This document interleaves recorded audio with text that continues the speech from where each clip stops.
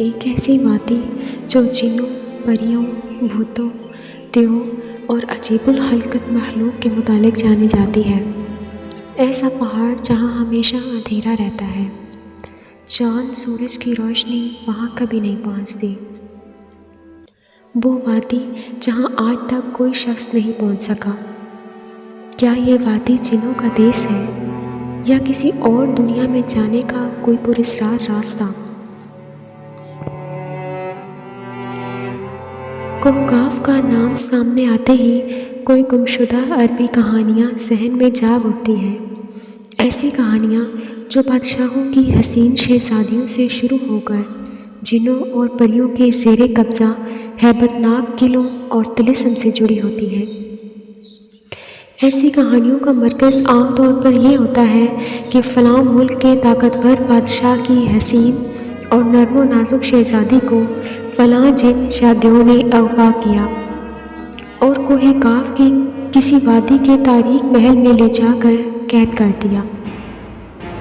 اس طرح کی کہانیاں ہندوستان، ایران اور عرب علاقوں کے افسانوی اور ادبی کتابوں میں اہم مقام رکھتی ہیں۔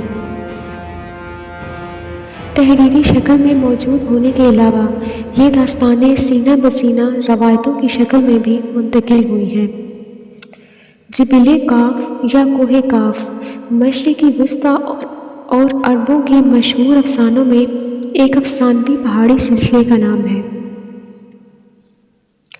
اسلامی روایتوں میں کوہ کاف کو جنوں کا وطن کہا جاتا ہے، جسے خدا نے چمکتے زمرد سے بنایا ہے، جبکہ ایرانی روایتوں کے مطابق یہ علاقہ شمالی قفقاز کے علاقوں میں تھا، جس علاقے کو انسانوں کی کسی حکومت نے بھی آج تک قبضہ کرنے سے ناکام رہا۔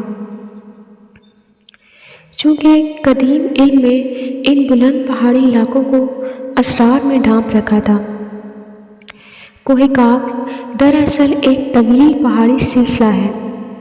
یہ زمین کا سب سے دور دراز مقام کہا جاتا ہے، جو داستانوں میں زرتشت کی زمین اور سیمرغ نامی پرندے کی وجہ سے مشہور ہے۔ کہتے ہیں کہ کوہ کاف سبز زمرد پر مشتمل ہے، جس کے عکس نے آسمان کو سبز رنگ عطا کیا ہے۔ کوہ کاف کو جنوں کا شہر بھی کہا جاتا ہے، جہاں زمانے قدیم میں جنات کی نسلوں نے بہت ساری حکومتیں قائم کی تھیں۔ امام قزوینی لکھتے ہیں کہ کوہ کاف کئی علاقوں میں منقسم ہے، جس میں 70 زمینیں چاندی کی ہیں، 70 زمینیں سونے کی ہیں اور 70 مشک کی۔ عربی کتابوں کے مطابق کوہ کاف پہاڑی سلسلوں میں سب سے اونچا تھا، جو اللہ کی طرف سے زمین کو سہارا دینے کے لیے بنایا گیا تھا۔ اور اس دنیا میں جتنے بھی پہاڑی سلسلے ہیں، تمام سلسلوں کی شاخیں زیر زمین کوہ کاف سے جڑی ہیں۔ اس طرح کوہ کاف، جو اس سرزمین کا سب سے بڑا پہاڑ ہے، تمام پہاڑی سلسلوں کا مرکز ہے۔ زکریا القزوینی نے 13ویں صدی میں عجائب المخلوقات و غرائب الموجودات نامی ایک کتاب لکھی تھی، جس میں انہوں نے کاسمولوجی کے مطابق یہ نظریہ دیا ہے کہ آسمان کو خدا نے تھام رکھا ہے تاکہ وہ زمین پر نہ گر پڑے۔ اس زمین کے چاروں طرف پہاڑوں کا ایک طویل سلسلہ ہے، جس میں کوہ کاف بھی شامل ہے، جو ان سلسلوں کو کھونٹی کی طرح اپنی جگہ پر رکھتا ہے۔ اسی طرح ایک مشہور صوفی بزرگ جلال الدین رومی نے اپنی تحریروں میں کوہ کاف کا ذکر کچھ یوں کیا ہے کہ طاقتور بادشاہ سکندر ذوالقرنین نے آب حیات کی تلاش میں مشرق کا سفر کیا تھا۔ اس سفر کے دوران آپ کوہ کاف تک جا پہنچے تھے۔ جب آپ کوہ کاف پہنچے تو آپ نے دیکھا وہاں فرشتہ اسرافیل قیامت کے دن سور پھونکنے کا انتظار کر رہے ہیں۔ کوہ کاف اور اس میں آباد مخلوقات کے متعلق ایک اور روایت بیان کی جاتی ہے کہ حضرت ابن عباس فرماتے ہیں کہ رسول اللہ صلی اللہ علیہ وآلہ وسلم ہمارے پاس تشریف لائے، جبکہ ہم مسجد نبوی میں حلقہ بنا کر بیٹھے ہوئے تھے۔ ہمیں آپ صلی اللہ علیہ وآلہ وسلم نے فرمایا کیا کر رہے ہو؟ ہم نے عرض کیا کہ ہم سورج کے متعلق غور کر رہے ہیں کہ وہ کیسے طلوع ہوتا ہے اور کیسے غروب ہوتا ہے۔ فرمایا تم نے اچھا کیا، اس طرح سے مخلوق میں فکر کرو، خالق میں فکر نہ کرنا، کیونکہ اللہ جس کے لیے جو چاہتا ہے پیدا کرتا ہے۔ تم اس سے تعجب کرو کہ کوہ کاف سے آگے 7 سمندر ہیں، ہر سمندر 500 سال سفر کرنے کے برابر طویل ہے، اور اس کے آگے 7 زمینیں بھی ہیں جن کا نور ان کے باسیوں کے لیے چمکتا ہے۔ اس کوہ کاف کے آگے 70,000 مخلوقات ہیں جو اڑتی ہیں، ان کو پرندوں کی شکل میں پیدا کیا گیا ہے۔ یہ مخلوق اور ان کا بچہ پیدا ہوتے ہی ہوا میں اڑنے لگتے ہیں۔ یہ اپنی تسبیح کی ادائیگی میں ذرہ برابر وقفہ نہیں کرتے۔ ان کا کھانا بھی ہوا ہے، ان کا پینا بھی ہوا ہے، ان کا لباس بھی ہوا ہے، اور ان کے برتن بھی ہوا کے ہیں۔ وہ یہ نہیں جانتے کہ اللہ نے حضرت آدم کو پیدا کیا ہے، اور نہ ہی ابلیس کو جانتے ہیں اور نہ ابلیس کی اولاد کو جانتے ہیں۔ اللہ نے کوہ کاف کو دنیا کے گرد تخلیق کیا ہے۔ یہ تمام دنیا اس پہاڑ کے درمیان میں ایسے موجود ہے جیسے ایک انگلی میں انگوٹھی۔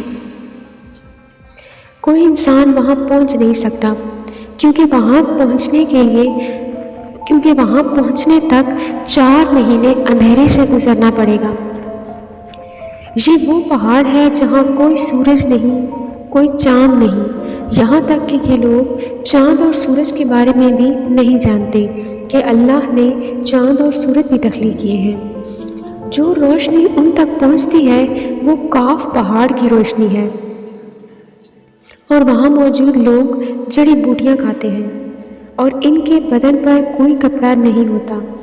صحابہ نے پوچھا یا رسول اللہ، کیا وہ لوگ فرشتے ہیں؟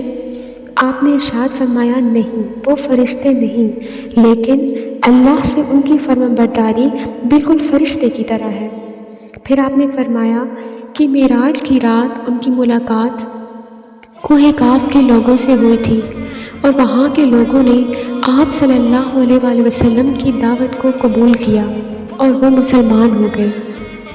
صوفیاء کرام کے نزدیک دراصل کوہ کاف زمین میں موجود کوئی پہاڑ نہیں، بلکہ کوہ کاف سے مراد عالمی مثال میں واقع وہ پہاڑی سلسلہ ہے جو بذریعہ کشف اولیاء کرام کے مشاہدے میں آتے ہیں، جیسے کہ خواجہ فرید الدین عطار جیسے صوفیاء نے اس تصور کا مشاہدہ کیا ہے۔ طریقت میں کوہ کاف کو شعور کا ایک دائرہ اور مرید کا ہدف سمجھا جاتا ہے، جسے پا کر بندہ فنا فی اللہ کے درجے تک پہنچ جاتا ہے۔ بہت سارے لوگوں کا یہ ماننا ہے کہ لفظ کاف کسی چیز کے مرکز کو ظاہر کرتا ہے، اور یہ لفظ اتنا مقدس ہے کہ قرآن میں پوری ایک سورت کا نام سورہ کاف ہے، جو اس کوہ کاف پہاڑ کی طرف اشارہ کرتا ہے۔ اس سورت میں اللہ کی وحدانیت، موت اور زندگی کا نظریہ پیش کیا گیا ہے۔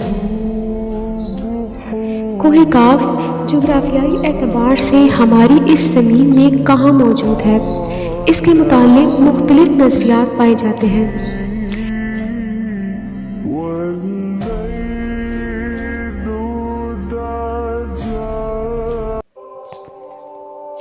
زیادہ تر مورخین کا اس بات پر اتفاق ہے کہ عربی داستانوں کی کوہ کاف دراصل موجودہ روپ میں قفقاز یعنی ماؤنٹ کاکسس نامی ایک پہاڑی سلسلہ ہے۔ یہ علاقہ یورپی روس میں بحر اسود اور بحر قزوین کا درمیانی حصہ ہے، جس میں آرمینیا اور آذربائیجان، داغستان، روس اور چیچینیا جیسے ملک شامل ہیں۔ یہ علاقہ قدرتی حسن سے مالا مال ہے، جہاں جانوروں اور پرندوں کی بے شمار اقسام پائی جاتی ہیں۔ جھیلیں، آبشاریں اور چھوٹے چھوٹے چشمے دیکھ کر ایسا معلوم ہوتا ہے کہ گویا جنت زمین پر اتر آئی ہے۔ یہاں انسانی آبادی بہت ہی کم ہے۔ یہ پہاڑی سلسلہ ایشیا کو یورپ سے جدا کرتا ہے۔ اگر کوہ کاف کو خلائی سیٹلائٹ سے دیکھا جائے تو یہ علاقہ سفید پٹی جیسا نظر آتا ہے، جبکہ بعض محققین کا خیال ہے کہ کوہ کاف انٹارکٹیکا کے ان ویران اور برفیلے علاقوں میں موجود ہے جو ہمیشہ بادلوں اور اندھیروں سے ڈھکا ہوتا ہے، جبکہ کچھ لوگ قدیم دور کی اٹلانٹسٹی کو ہی کوہ کاف قرار دیتے ہیں جو کسی بڑے عذاب کی وجہ سے تباہ ہو چکا ہے۔ جدید فزکس کی نئی دریافت یعنی ڈائمینشنز بھی کوہ کاف کو سمجھنے میں آسانی پیدا کر سکتی ہے۔ دراصل فزکس کی جدید تحقیق کے مطابق ہماری اس کائنات میں کل 11 ڈائمینشنز وجود رکھتے ہیں، جبکہ ہم انسان صرف 3 یا 4 ڈائمینشنز میں زندگی گزار رہے ہیں، کیونکہ ہم ٹائم اور سپیس کی قید میں زندگی گزارتے ہیں۔ ان مزید 6 ڈائمینشنز میں کتنے ستارے، سیارے اور دنیائیں آباد ہیں، اس کا علم صرف اللہ تبارک تعالیٰ کو ہی ہے۔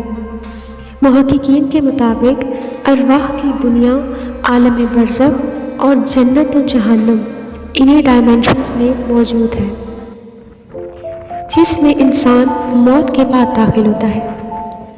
ممکن ہے کہ کوہ کاف بھی انہی 11 ڈائمینشنز میں سے کسی ایک ڈائمینشن میں موجود ہو جہاں نسل انسانی کا قدم رکھنا ناممکن ہو۔